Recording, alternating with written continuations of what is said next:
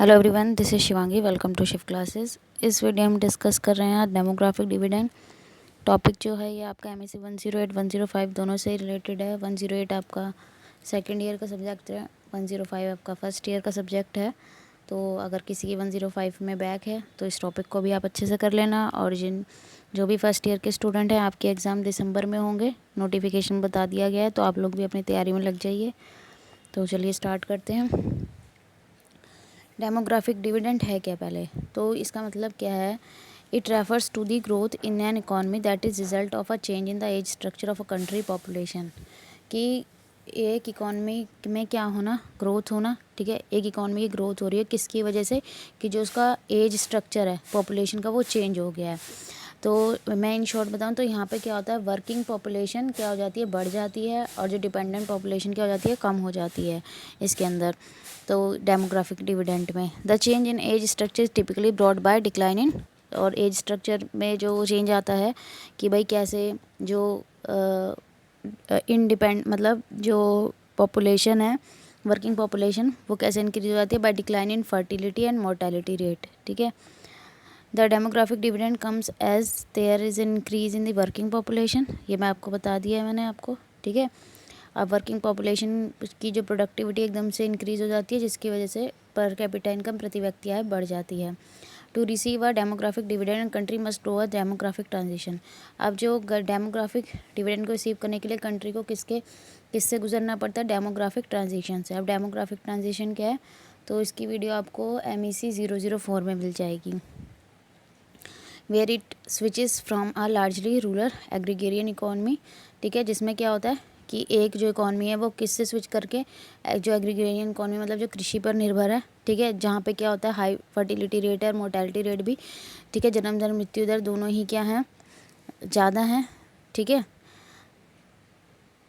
And to an urban industrial society characterized by low fertility. ठीक है, किस में कन्वर्ट हो जाती है फिर वो? एक इंडस्ट्रियल सोसाइटी में, जिसका करेक्टरिस्टिक क्या होता है, जहाँ लो फर्टिलिटी रेट है और मोर्टेलिटी रेट है।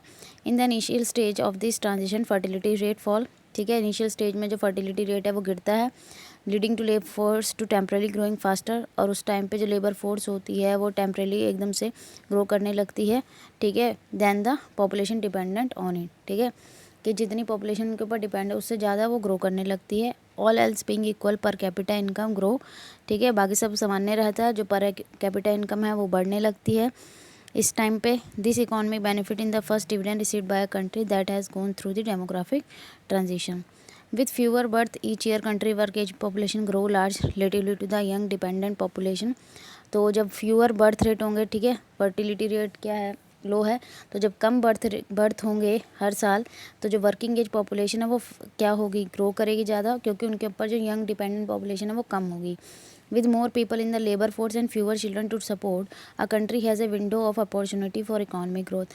जब ज़्यादा से ज़्यादा लोग लेबर फोर्स में होंगे, ठीक है, काम कर रहे हैं, उनके ऊपर कम लोगों की जिम्मेदारी है, तो उस देश में क्या क्या होगी, एक अपॉर्चुनिटी कि उनके लिए क्या खुल जाएगा, खिड़की खुल जाएगी, तो जिससे उस देश की क्या होगी, इकॉनमिक ग्रोथ होगी। If the right social and economic investment, अगर क्या हो रही है उस टाइम पे सही इन्वेस्टमेंट की जा रही है, सही पॉलिसी यूज़ की जा रही है। ठीक है, किस में? हेल्थ के लिए, एजुकेशन के लिए, गवर्नेंस के लिए।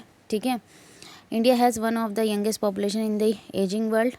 Bye 2020 the median age in India will be just 28 थी। ठीक है, और अगर इसका कंपेयर करें हम चाइना से, US में 37 थी, वेस्टर्न यूरोप और जापान में 45-49 थी। 2018 में इंडिया की जो वर्किंग एज पॉपुलेशन थी, ठीक है, जो पीपल होते हैं, लोग होते हैं 15 से 64 साल के बीच में, वो ज़्यादा क्या हुई, इंक्रीज़ हुई than the dependent population, children age below 14 और below as well as people above 65 year, क्योंकि ये डिपेंडेंट पॉपुलेशन में आते हैं बिलो 14। ठीक है, चिल्ड्रन एज 14 और उससे कम वाले, ठीक है, और 65 ईयर्स वाले और उससे ज़्यादा एज वाले डिपेंडेंट पॉपुलेशन में आते हैं, तो ये कम थे।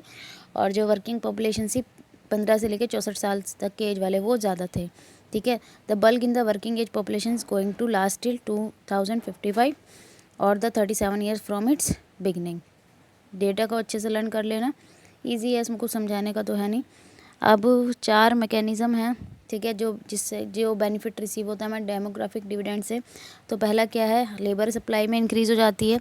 जब डिपेंडेंट पॉपुलेशन कम होगी, वर्किंग पॉपुलेशन ज़्यादा है, तो उसका मतलब क्या है, लेबर की जो सप्लाई है वो ज़्यादा हो गई है, तो इकॉनमी की जो प्रोडक्टिविटी है वो क्या हो जाएगी, इंक्रीज़ हो जाएगी। ठीक है, एक्स्ट्रा वर्कर मिल जाएंगे काम करने के लिए। सेकंड क्या है, सेविंग में इंक्रीज़ होगा। डिपेंडेंट पॉपुलेशन कम है तो उनके खर्चे कम होंगे, तो वो उस पैसे को बचा पाएंगे। ठीक है, तो ये रीड आउट आप पूरा अपने आप कर लेना। The third mechanism is human capital, मानव पूंजी जिसे बोलते हैं। Decrease in fertility rate is healthier women. ठीक है, फर्टिलिटी रेट कम होगा तो जो वुमेन है वो हेल्दियर होंगी। ठीक है, उनके ऊपर जो घर के जो कामों का जो प्रेशर है वो कम होगा। ठीक है, वो भी क्या कर पाएंगी, जॉब कर पाएंगी, वर्किंग पॉपुलेशन में वो भी आ पाएंगी। ठीक है, this allow parent to invest more resources per child. ठीक है, अब जो बच्चे कम होंगे तो लोग जो होंगे, पेरेंट्स होंगे, वो ज़्यादा से ज़्यादा रिसोर्सेज पर इन्वेस्ट करेंगे अपने बच्चों के लिए। ठीक है, उनकी हेल्थ अच्छी हो, उनकी एजुकेशन उनको अच्छी मिले।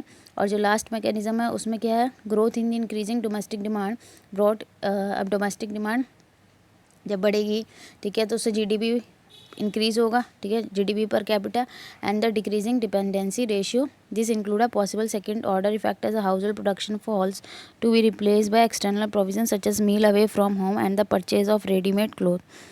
तो यहाँ पे ये है। ठीक है, फोर्थ मैकेनिज्म में कि यहाँ पे क्या होगा, जीडीपी पर कैपिटा इंक्रीज होगा, यहाँ पे हाउस होल्ड जो प्रोडक्शन है वो कम होगी। ठीक है, उसको रिप्लेस कर दिया जाएगा जो एक्सटर्नल प्रोविज़न है उसके साथ, जैसे खाना जो घर से दूर है। ठीक है, और या फिर लोग रेडीमेड क्या कर रहे हैं, क्लोथिंग खरीद रहे हैं। आई होप आपको ये टॉपिक क्लियर हो गया होगा। अगर वीडियो अच्छी लगी हो तो like it, share it and subscribe my channel. Thank you.